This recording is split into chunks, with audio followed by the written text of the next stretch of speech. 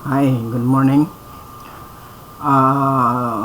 Before pa magtapos sa atong discussion, sa atong topics, ako lang na sigurong i-review, short of review. Aron kita na to, aha na gid ta dapat o nakuha ba nato substantially ang topic sa international trade kay dili man tanan gyud nato ma-take up kay I'm very sure sigurado kita nga topic kid ana at ato nang na-discuss sa macroeconomics o ba na-discuss nato sa microeconomics ang uban na-discuss nato sa uban ninyong subjects like quantitative techniques and management. So marag i-review na ko karon din pero napatay topic siro na bilin kato sirong katong international pressure effect wala pa to na ako ma-discuss sa inyo mo na really last but before ana i-review na ko no. So international trade is actually kung imong unaon trade between individuals o different countries. Pwede po trade between two businesses of different countries or trade between two governments in different countries. So in short, individual businesses and government that trade that engage of international trade. For example, na ako'y anting sa una nga used to teach nagtulog sa Xavier University sa una dayon namin yung isang Amerikano dayon na yung gikinahanglan expert man to siya sa nabi taong speed class expert to siya sa mga child psychology. Hindi ito nag-graduate sa Xavier. Dayon, gikuha siya sa school, gikuha sa US, nahimo din siya kung dito. Basta ko pa sa sulo siyang bana. So, individual. Pwede po individual, pwede po government, pwede po businesses. Okay. Siguro magsugod ko sa magsugod ko sa sirugdanan, wala magay. Now may exchange of goods, pero purely barter. Pero when we talk about international trade, we speak of trade na yun. Trade between nations. Trade between countries. So, magsugod ko siguro aning mercantilism, no? Now, ang mercantilism is actually characterized by kaning lima, no? Economic nationalism, kanisya, no? Economic nationalism, accumulation of wealth, government intervention, protectionism, and colonialism. Muna siya characteristic yun sa mercantilist theory. It's a policy pero it remains gapin yun na sa una. Panahon ni at that time, panahon pa nagitawag ni siya Colbertism because at that time ang finance manager sa una sa England was Jean Baptiste Colbert, gitawag niya sa Colbertism. Pero actually, generally, gitawag niya siya sa textbook of mercantilism. It's a belief that a nation should be powerful. The best form of wealth, the best form of power is wealth. And the best form of wealth at that time is gold and silver.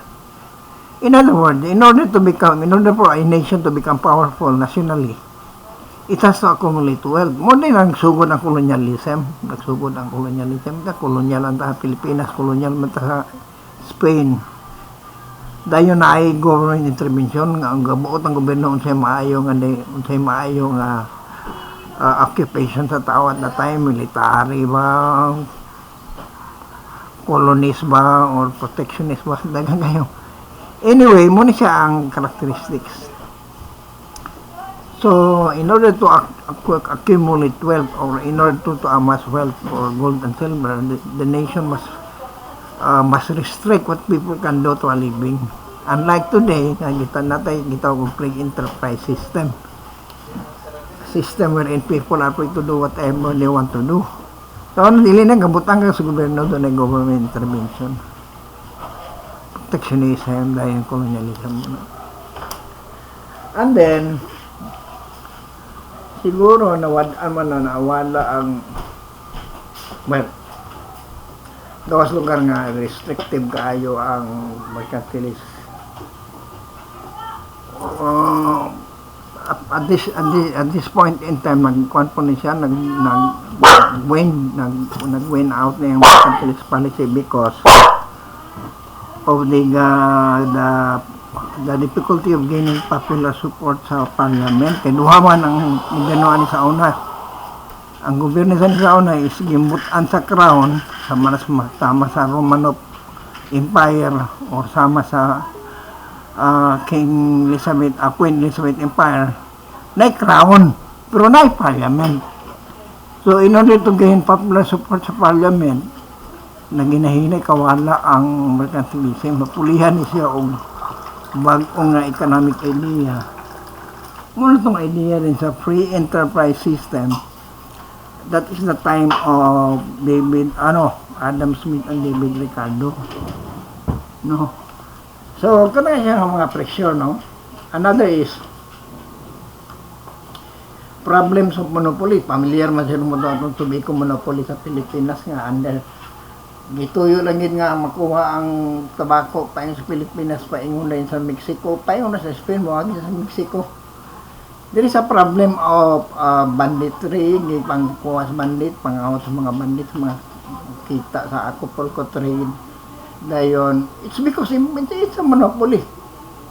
It's under government control. So, dagang kayo ang problem sa monopoly, gawa sa kurakotis, gawa sa kurakot ng mga tao. Dagang abandon nito ang mercantilism. This paved the way for free enterprise system. Nagsugod din I think ang philosopher Hegel, nagsugod ang idea. Then, nagsugod din ng Mandayon, St. Thomas of Aquinas, St. Thomas of Aquinas, si kuwan na yun, Adam Smith, si Frank Joaquin pa, live as alone, no? kana rin laissez-faire. Ang meaning nga na is live as alone, let things alone, live as alone. We know very damn well sa ano mo panginabuhi sa mga isang muto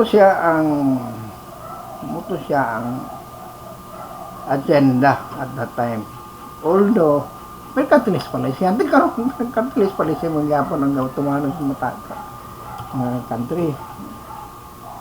So anyway, generally free enterprise system where people are free to do whatever they want to do, free to wish whatever they want to wish and wish to make it. So muna siya ang capitalism today, capitalism.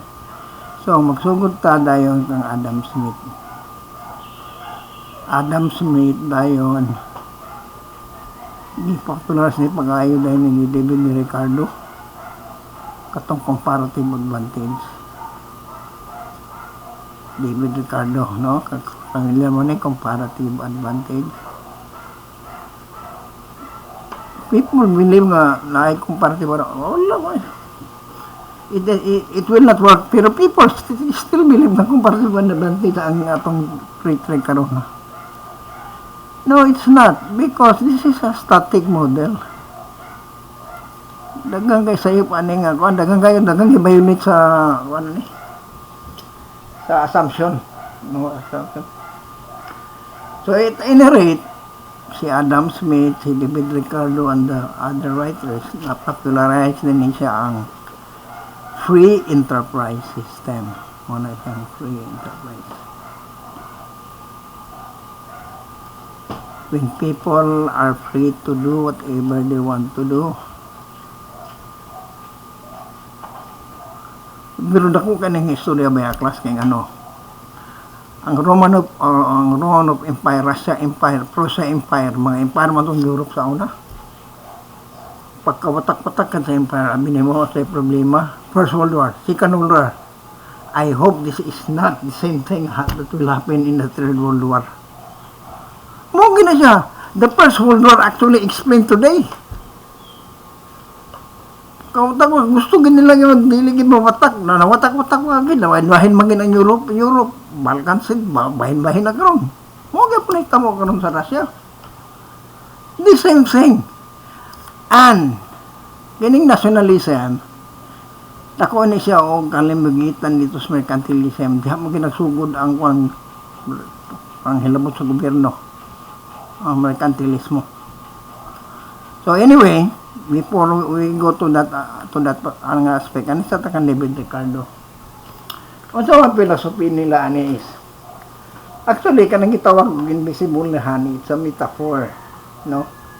Kung ikaw based on your self-interest will conduct your own business, ang mahitabo unintentionally it will benefit the whole community.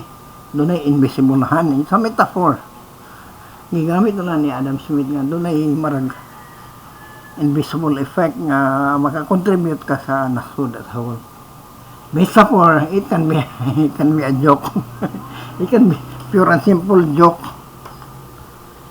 Well, anyway, people still believe na doon ang invisible hand. Tama? Wala siguro. No? Ang kitawagan na karon sa economics is, ang imong contribution sa economy is, nag-contribute ka partly sa gross domestic product. Wala ka na-employ ka. You are able to feed your family, etc., etc. And you therefore contribute to the gross domestic product. Pero invisible hand, I don't think so. Metaphor man na dyan mga sultis, mga ano. Well, anyway, okay, invisible hand. Dako gani siya impact kay in fact, si Adam Smith nahimo ni siyang father of econ. Nahimo ni siyang amahan sa economics ni si Adam Smith. The father of econ si Adam Smith dayon. Para sa ako mas okay na sa ano sa mga mo gani siya istorya. Alright, so kini ang demand and supply summarizes na ni siya sa freedom of enterprise, demand and supply na summarizes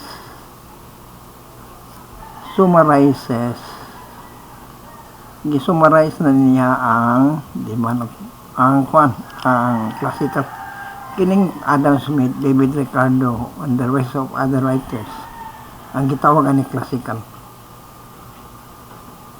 thought na sila, ideas, classical economics.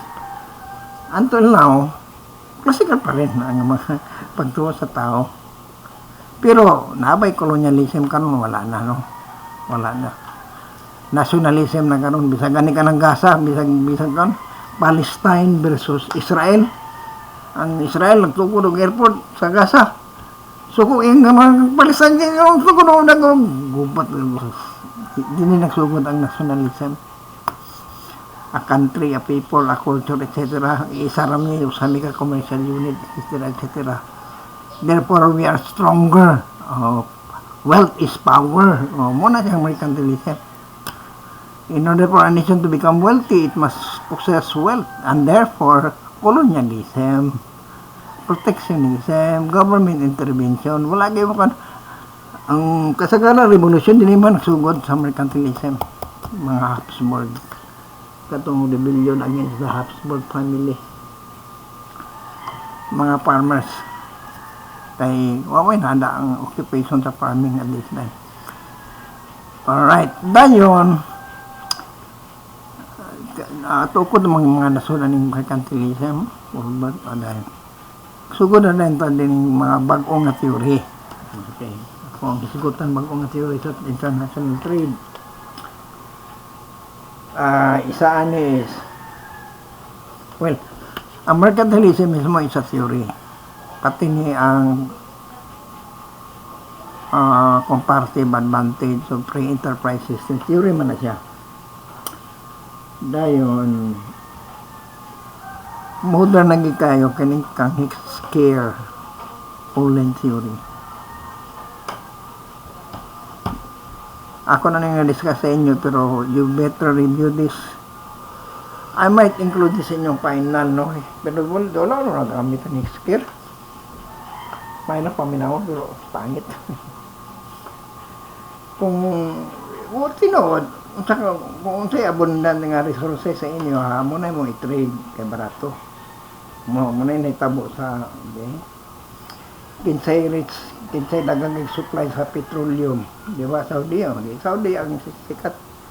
Kinsay dagang supply sa coffee, Brazil, Colombia. Una sila sikat sa mga kape. Pero sikat sa technology, US, Japan, una mga technology. Well, tinood na abundance of factor endowment. Pero still, para sa ako, one thing na I don't like this theory is, ang assumption mo nila is, ang technology identical, pareho mo din.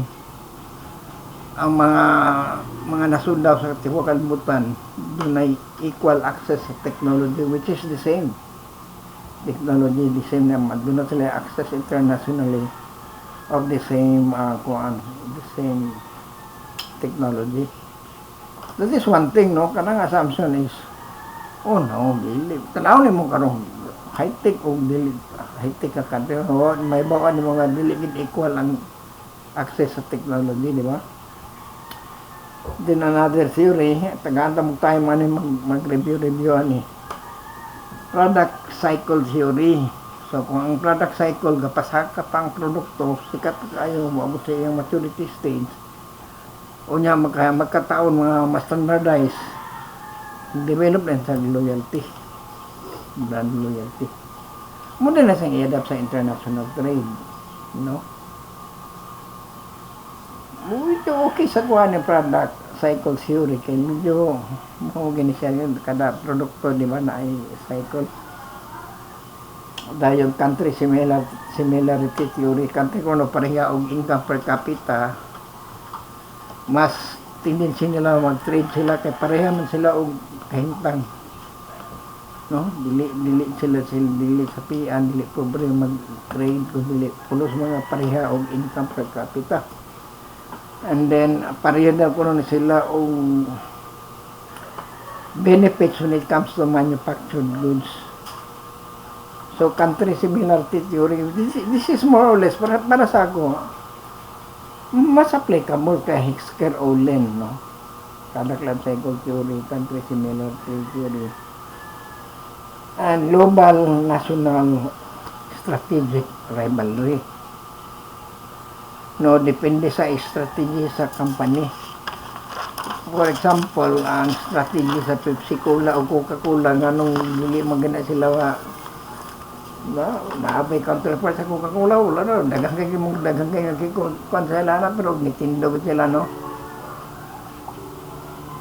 Nitindo ba sila, so sa ato, watch and listen sa atong mga lecture ato, ibalik to. Dayon kining theory ni Porter's national competitive advantage. Basihan na siya sa competitive advantage. Okay? Competitive advantage. Kung may competition, unsay reaction sa rival nimo against the other. So, this will actually involve different market structures. So, pure competition, ang products are identical, homogeneous. Pero dili monopolistic or oligopoly. Tanaw niyo mo oligopoly o monopolistic, tanaw niyo mo dito diyon sa preset sa price. Maana niyo kita. Today, ang kalibutan is not completely applying free trade. Ate mga free trade agreement lang. Pero dili gid sa free trade. Data FTAs, ito tawagan ng FTAs. Sa ASEAN, natin mga FTAs, i-allow ka ng free trade agreements between a member country and another member country. Yung FTAs, free trade agreements. Meron na like set of rules or managed law, okay, managed by the complex system or organization like ASEAN. To reduce, dili walaon, to reduce tariff. Okay, siguro, to reduce subsidies, etc. Pero dili gid ingon nga wala o napaghapon ng gan. So mo na ng trade liberalization sabot ana naapaghapon ang mga taripa. Pero dili kompleto. reducing man lang sa mga restrictions, sa mga barriers of trade. Mga ito na barriers, political boundaries, wala ko na siya. Na economic barriers, wala ko na siya hinahinay. So, mga quota, tariff, subsidies, countervailing duty, wala ko na siya hinahinay. Hantod na all countries will remove tariff finally and become strongly competitive against the rival countries like sa batong rival na yun, EC, European Union, dayon NAFTA, North American Free Trade. Dagang kayo, no? Dagang kayo atong makatrade, pero so far karon mayo ang dating na to. You know what? Ang ASEAN is the third largest GDP in the world. Ang ASEAN. Pinakauna ang Europe. Aya ng United States. Aya ng Japan. Ano? Una ang China siguro karon. Magsika ng China. Una ang US, China, Europe, dayon.